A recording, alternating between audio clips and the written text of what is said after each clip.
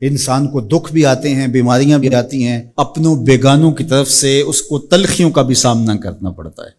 تو اس موقع پر آپ کی زبان کوئی ایسا جملہ نہ کہے جو اللہ کی ناراضگی کا سبب ہو۔ غم تو پہنچتا ہے اور غم سے انسان متاثر بھی ہوتا ہے، یہ تو نہیں ہے کہ تکلیف پہنچے۔ غالب نے کہا تھا روئیں گے ہم 1000 بار کوئی ہمیں ستائے کیوں۔ تو جب سینے میں دل ہے تو کوئی دکھ دے گا تو دکھی ہوگا، دل بے چین ہوگا۔ تو فرمایا کہ جب تکلیف پہنچے تو مدد کس سے طلب کرو؟ صبر سے، کہ اللہ مجھے توفیق صبر دے۔ روایت ہے کہ سلمان رضی اللہ تعالی عنہ حاضر ہوئے اور ان کے چہرے کے اوپر کوئی ایسے آثار تھے کہ جس طرح بہت بڑی پریشانی ہو۔ تو ان کو کہا کہ تمہارا جو دکھ ہے وہ اس کو کہو جو دکھ کا مداوع کر سکتا ہے، غم اسے کہو جو غم خار ہو، جو غم خار ہی نہ ہو اسے غم کہنے کا فائدہ۔ بعض اوقات لوگ خام خواہ بے چین ہوتے کہ میں کوئی پوچھے تمہیں کیا ہے، چہرے کے اوپر جو ہے وہ خشونت سجائے، چہرے کے اوپر جو ہے وہ اداسی سجائے۔ آپ کو صدمہ پہنچے تو بعض اوقات ٹھیک ہے انسان بے بس ہو جاتا ہے، اس کے چہرے بشرے سے اس کا ظہور بھی ہوتا ہے، لیکن کچھ ایسی چیزیں جو چھپائی جا سکتی ہیں اس کو چھپائیں۔ ہنس کے پی جا تلخی ایام کو ناصر، غم کے سہنے میں بھی قدرت نے مزہ رکھا ہے۔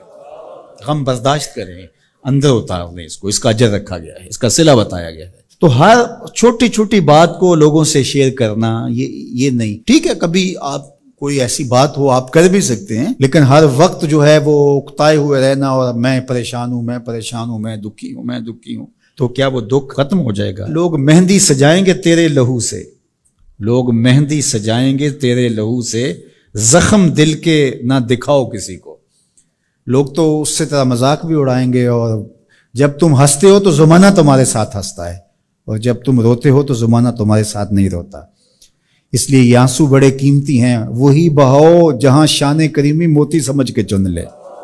یوں ضائع نہ کرو، یوں ان کو برباد نہ کرو، لوگوں کے سامنے رسوا نہ کرو اپنے آپ کو۔ تو صبر کے دامن کو تھامو، ایک تو تلقین یہ کی گئی، اور دوسرا کہا والصلاۃ، اور نماز کے ساتھ اللہ سے مدد طلب کرو۔ حضور علیہ السلام جب بھی کسی مشکل میں مبتلا ہوتے تو حضور نماز کے لیے کھڑے ہو جاتے، اور میں نے خود کئی مرتبہ تجربہ کیا ہے، جب کوئی تکلیف پیدا ہو تو آپ نماز پہ کھڑے ہو جائیں، تکلیف میں تخفیف پیدا ہو جاتی ہے۔ اور بدر سے سخت دن کیا ہو سکتا تھا جب کافر پورے لاؤ لشکر کے ساتھ آ گئے، اور حضور کے لیے عریش ایک چھپر بنا دیا گیا، اور آقا کریم وہاں مصلی بچھائے ہیں اور رب کے حضور کھڑے ہیں۔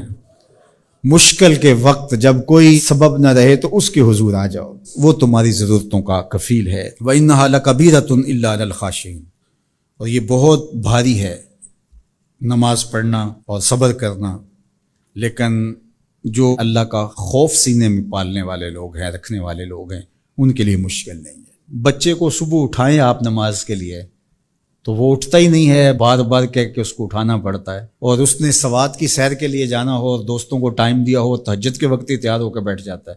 اس کا مطلب ہے کہ اس کو نماز کا شوق نہیں ہے، اس کا شوق تھا، جس کا شوق تھا اس کے لیے اٹھنا بھاری نہ ہوا۔ میرے والد گرامی سے کسی نے کہا جی جاگ نہیں آتی، تو فرمانے لگے صبح منڈی جانا ہو تو جاگ آ جاتی ہے، کچہریوں میں تاریخ ہو تو یاد آ جاتی ہے۔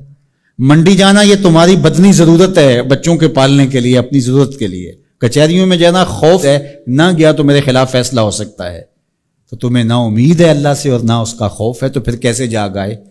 اور کسی نے کہا کہ حضور نماز پڑھنا چاہتا ہوں، جاگ نہیں آتی۔ اللہ اکبر، کہنے لگے ارادہ اگر پکا ہو تو نیند نہیں آتی، بار بار اٹھ کے ٹائم دیکھتے ہیں وقت تو نہ گزر جائے۔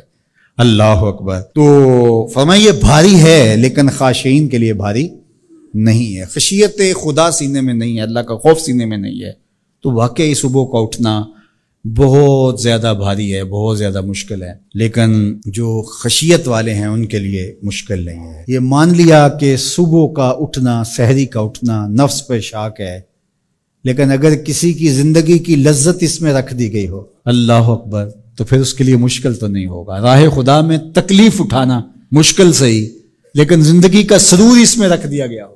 وہ مزہ دیا تڑپ نے میری آرزو ہے یا رب، میرے دونوں پہلوؤں میں دل بے قرار ہوتا۔